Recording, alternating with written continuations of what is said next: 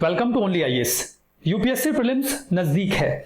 आज हम एक बहुत ही महत्वपूर्ण विषय पर चर्चा करने वाले हैं कि आप किस प्रकार से यूपीएससी प्रीलिम्स में जो नेगेटिव मार्किंग है उसे या तो कम कर सकते हैं या फिर अवॉइड कर सकते हैं। देखिए, चर्चा करते हैं how to minimise negative marks in UPSC prelims. UPSC का बेसिक स्ट्रक्चर आप सभी लोग इसके बारे में वेल अवेयर हैं। यूपीएससी प्रीलिम्स में जीएस पेपर 1 और पेपर 2 होता है। GS paper 1 general studies 100 questions of 2 marks यानी कि 200 मार्क्स। सीसैट जीएस पेपर 2 जहां पर 80 questions of 2.5 marks 200 marks again. इन दोनों ही पेपर्स में 1/3 की माइनस मार्किंग होती है। इसका मतलब यह है कि अगर आपने 3 क्वेश्चंस गलत मार्क किए तो एक सही क्वेश्चन के मार्क्स काट लिए जाएंगे। एक नंबर नहीं, एक सही क्वेश्चन का नंबर, यानी कि पेपर 1 में 2 नंबर और पेपर 2 में 2.5 मार्क्स यानी कि 2.5 नंबर। कई बार हम कुछ सिली मिस्टेक्स करके किसी ऐसे क्वेश्चन को गलत कर देते हैं जो हमें पूरी तरीके से पता था। अब इसका हमें दोहरा नुकसान होता है। पॉइंट नंबर 1, हमें जो सही मार्क्स मिलने वाले थे वो गए। पॉइंट नंबर 2, हमने 1/3 की नेगेटिव मार्किंग भी अट्रैक्ट कर ली। लेकिन हम थोड़ा सा ध्यान देके कुछ बेसिक बातों को समझ के केयरफुल रह के इस नेगेटिव मार्किंग को अवॉइड कर सकते हैं। वैसे तो इन बातों का महत्व तब नहीं होता जब या तो आप कट ऑफ मार्क्स के काफी ऊपर हों या फिर काफी नीचे हों।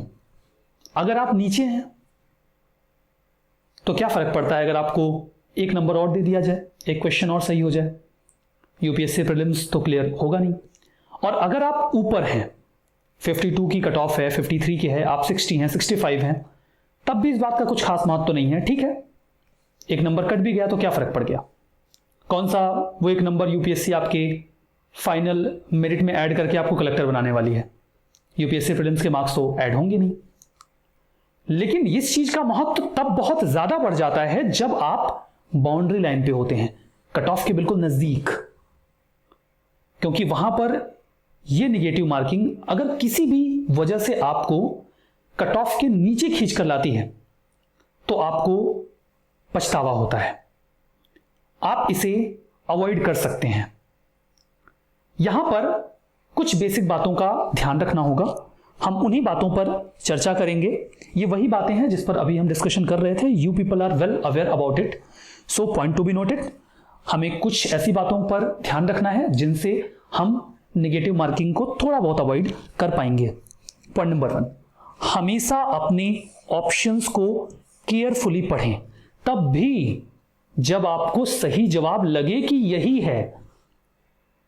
गेम पलट सकता है, ध्यान देना है, क्योंकि कई बार यूपीएससी आपसे कहती है कि मोस्ट अप्रोप्रिएट आंसर चूज करिए। मोस्ट अप्रोप्रिएट मतलब एक से अधिक जवाब सही हो सकता है। इसमें 2 केस बनते हैं।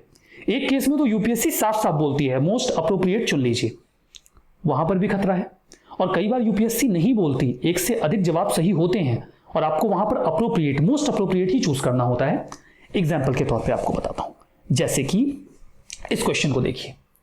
यहां पर पॉलिटी के कॉन्टेक्स्ट में आपको बताना है कि लिबर्टी की मोस्ट अप्रोप्रिएट डेफिनेशन क्या है। पहला option, protection against the टायरेनी of political rulers. ये तो वैसे ही है, क्रॉस कर सकते हैं। एब्सेंस ऑफ रेस्ट्रेंट, बस मिल गया जवाब। यही तो होता है लिबर्टी का मतलब। होल्ड ऑन, रुकिए, थोड़ा ठहर जाइए, आगे भी पढ़ लीजिए। तीसरा option, opportunity to do whatever one likes. यहां तो गड़बड़ है। अगर सब अपनी मर्जी के मालिक बन जाएंगे तो कैसे लिबर्टी का सही फायदा मिलेगा, तो यह भी क्रॉस हो सकता है। D, opportunity to develop oneself fully, अपने आप का पूर्ण विकास करना, यह भी सही है। अब कंफ्यूजन हुई, ये वाला होगा या फिर ये वाला होगा। स्टेटमेंट पॉजिटिव है ये वाला। इनफैक्ट जो लिबर्टी की कंप्लीट डेफिनेशन है वो ये है, अपने आप का पूर्ण विकास करना, स्व विकास करना। तो क्या ये गलत है? नहीं नहीं नहीं, ये गलत नहीं है। आप जब लिबर्टी में थोड़ा डीप जाते हैं तो आपको पता चलता है कि लिबर्टी 2 पार्ट्स में क्लासिफाई होता है, पॉजिटिव लिबर्टी, निगेटिव लिबर्टी। ये निगेटिव लिबर्टी की डेफिनेशन है। निगेटिव लिबर्टी का मतलब होता है एब्सेंस ऑफ रेस्ट्रेंट। ये गलत नहीं है, लेकिन पूरी तरीके से सही नहीं है ना। कंप्लीट डेफिनेशन ये नहीं है। कंप्लीट डेफिनेशन ये है कि लिबर्टी आपको अपॉर्चुनिटी देती है कि आपको अपने आप को फुली डेवलप कर सकें। तो एक तो ऐसे प्रश्न होते हैं जहां पर आपको मोस्ट अप्रोप्रिएट चुनने के लिए कह ही दिया जाता है, यहां पर भी खतरा है लेकिन थोड़ा कम है। एक दूसरे नेचर का प्रश्न है, ये देखिए उसी का एक्सप्लेनेशन है ये question. Right to vote to be elected, right to vote and to be elected in India is 2017 का प्रीलिम्स का क्वेश्चन है। ये फंडामेंटल राइट है, नहीं पढ़ा था फंडामेंटल राइट में, क्रॉस कर दीजिए। नेचुरल राइट है, हो भी सकता है, बहुत वाइड एरिया है नेचुरल राइट का। कॉन्स्टिट्यूशनल राइट है, सही लग रहा है, हो सकता है। लीगल राइट है, ये भी सही है। अब क्या करें? तो जल्दीबाजी मत करिए, हड़बड़ाइए मत।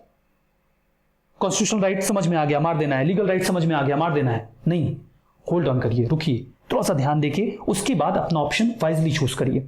इस पर काफी डिबेट हुई थी जब ये क्वेश्चन आया था, लीगल राइट है कि कॉन्स्टिट्यूशनल राइट है। फाइनली यूपीएससी ने अपने आंसर में कॉन्स्टिट्यूशनल राइट माना, क्योंकि कॉन्स्टिट्यूशन में पहले ही एडल्ट फ्रेंचाइज दे दिया गया, लीगल नॉर्म्स तो बाद में तैयार हुए, तो यूपीएससी ने कॉन्स्टिट्यूशनल राइट माना। तो क्या ये गलत है? नहीं, ये गलत नहीं है, ये भी सही है, लेकिन मोस्ट अप्रोप्रिएट ये है। तो हड़बड़ाहट में ऐसे आंसर जिन पर थोड़ा बहुत ध्यान देखिए, आप सही ऑप्शन चूज कर सकते हैं। जल्दीबाजी मत करिए, आप निगेटिव मार्किंग से बच पाएंगे, क्योंकि ऐसे प्रश्न जो सही हो सकते हैं गलत नहीं होंगे। दूसरी इंपॉर्टेंट बात जो आपको ध्यान रखनी है, हमेशा क्वेश्चन में इस बात को ध्यान में रखें कि कहीं वहां पर करेक्ट, इनकरेक्ट या नॉट तो नहीं लिखा है, जिसे आप मिस कर रहे हैं। कई बार क्वेश्चन में हमसे इनकरेक्ट पूछा जाता है और हम करेक्ट को दिमाग में रख के ऑप्शन चूज कर रहे होते हैं। ये बहुत ही सिली मिस्टेक होती है, हमें जवाब पता होता है और हम गलत चूज कर रहे होते हैं। आपको इससे बचना है। एग्जाम्पल के तौर पर मैं आपको दिखाता हूं, ये क्वेश्चन देखिए। यहां पर इसमें भी देखिए दो नेचर के प्रश्न होते हैं। एक तो सिंपली यूपीएससी पूछ लेती है सबसे ऊपर ही कि कौन सा नहीं है, जैसे why due drops not form on a cloudy night. यहां पे तो सीधा सीधा पूछ लिया। खतरा इसमें भी है, लेकिन इसमें थोड़ा कम खतरा है।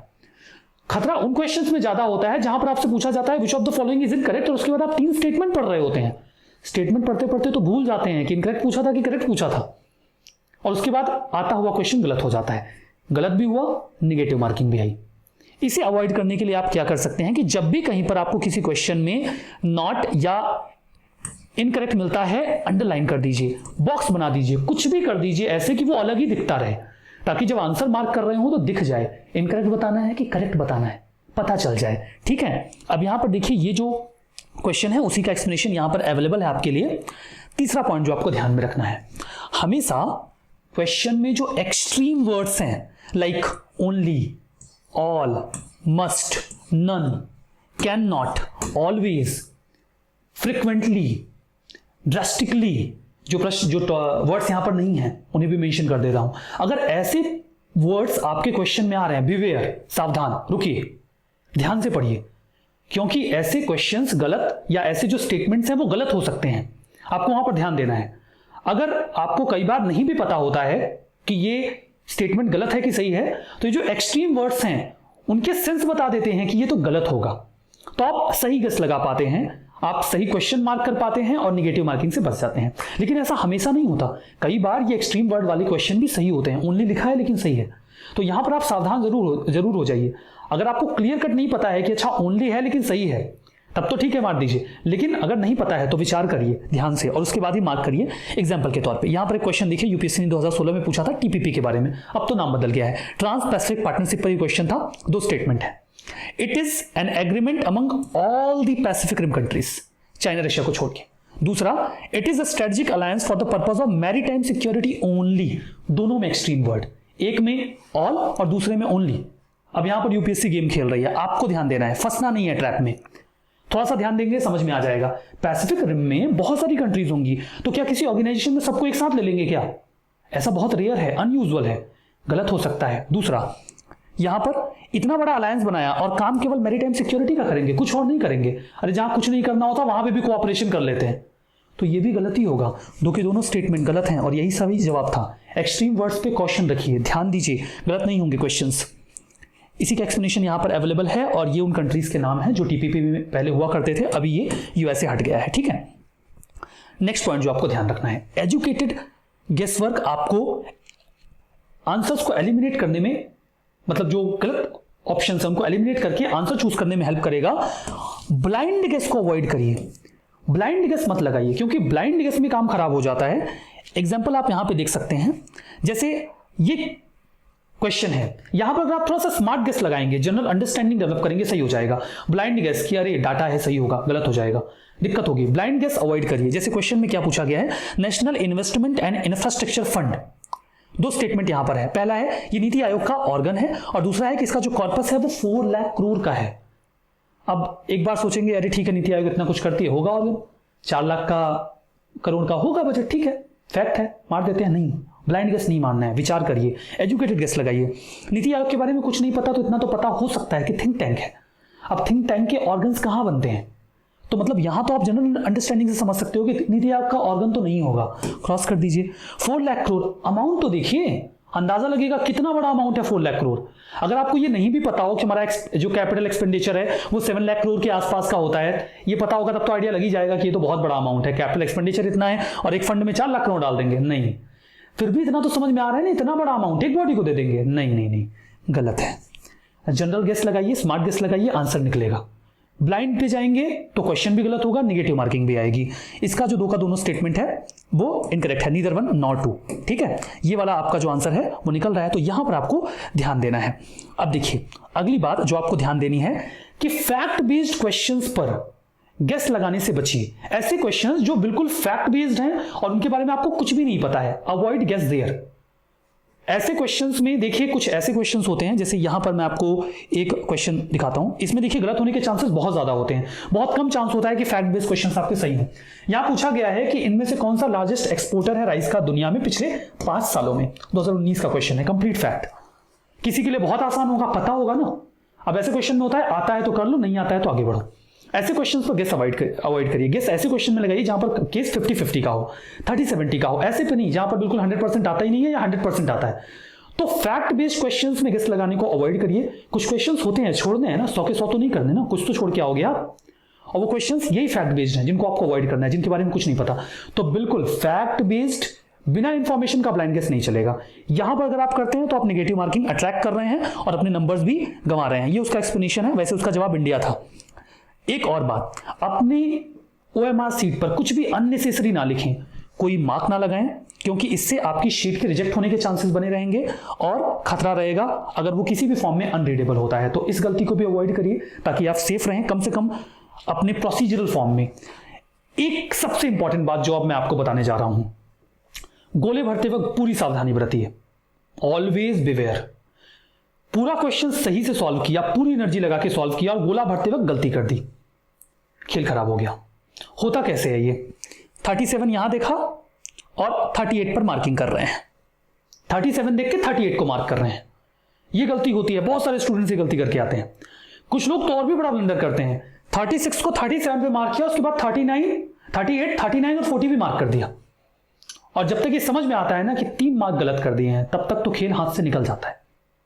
इसे बिल्कुल कंप्लीटली आपको अवॉइड करना है। जितनी एनर्जी और कंसंट्रेशन के साथ आप क्वेश्चंस को सॉल्व कर रहे हैं, उतनी ही कंसंट्रेशन के साथ गोलों को भी भरें, क्योंकि फाइनल रिजल्ट तो यहीं से आने वाला है। और दूसरा, गोलों को कंप्लीटली लास्ट में भरने के लिए ना रखें। पता चला कि टाइम निकल गया और आप पूरा भर नहीं पाए, या जल्दीबाजी में आपने गड़बड़ी कर दी, इसीलिए कई स्लॉट्स में गोलों को भरें। मतलब 2 बार 3 बार बीच में गैप्स में भरते रहें। इकट्ठा मत करिए कि लास्ट में 10 मिनट में सारे गोले भरेंगे। ऐसे स्टूडेंट्स जो करते हैं उनकी गलती करने के चांसेस ज्यादा होते हैं।